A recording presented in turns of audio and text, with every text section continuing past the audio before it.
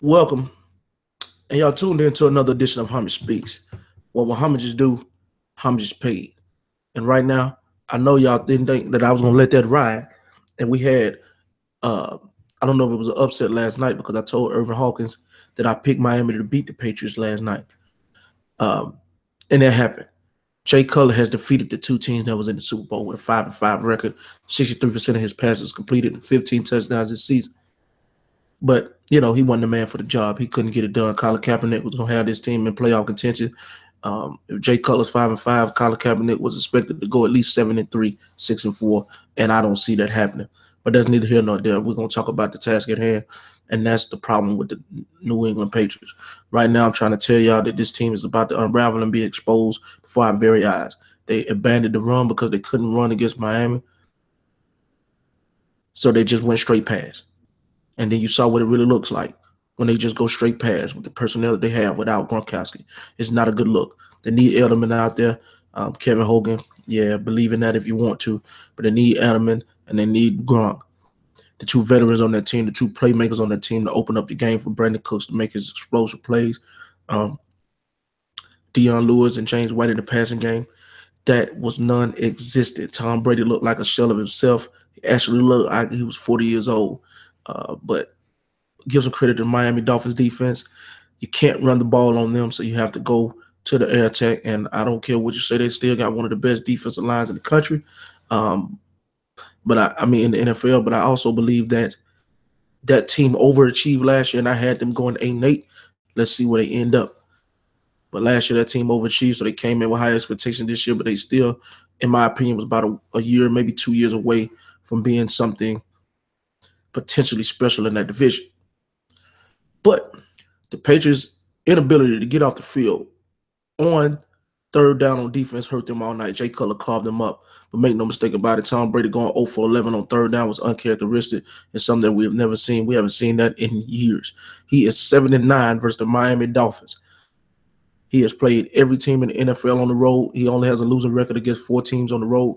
Two of those teams are in the NFC. But against the Miami Dolphins, down in Miami and South Beach, he's 7-9. They get it done when they play him down there. Make no mistake about it. I think this is a tale of what's to come for the Patriots. If you can run the football on the Patriots, you got a chance to really control what you do. That defense is not great. Bill Belichick is one of the greatest coaches, if not the greatest coach in the history of the game. His ability to coach up people and have them play the best they can in his scheme. We haven't seen the likes of that since we've seen a guy like Bill Walsh, Mike Holmgren, those type of coaches who can get that out of their players. But be that as it may, the Patriots are in trouble. If Tom Brady cannot be the MVP level quarterback, not a good quarterback, he has to play on the MVP level to continue to masquerade the weaknesses and the deficiencies of this football team. That's why he's the candidate for MVP this year, because that's what he's been doing all year. The games Tom Brady struggled, not light it up, not be his historically GOAT self, and been just a shell under the GOAT, they lose. Point blank, period. Tom Brady goes as good as that team go, and I don't like that. Not at this point in his career. I feel like he should be with a team that can carry him, kind of like how Drew Brees is. And then once he gets into that situation, money time, he can walk you down, he can rally you, he can do those type of things. But to depend on this man playing at a high level, I'm not. I'm not with it. I'm not with it. And the Patriots fans, you better tighten up. You better get ready because it's only going downhill from here. We do understand that if you lose next week to Pittsburgh, you can potentially knock yourself out of the 1 seed. Jacksonville goes to the number 2 seed, and we all know what happens when y'all in the 3-4 seed. It don't look good. All 5 Super Bowl wins, y'all were either the number 1 or 2 seeds, and you had a first round bye.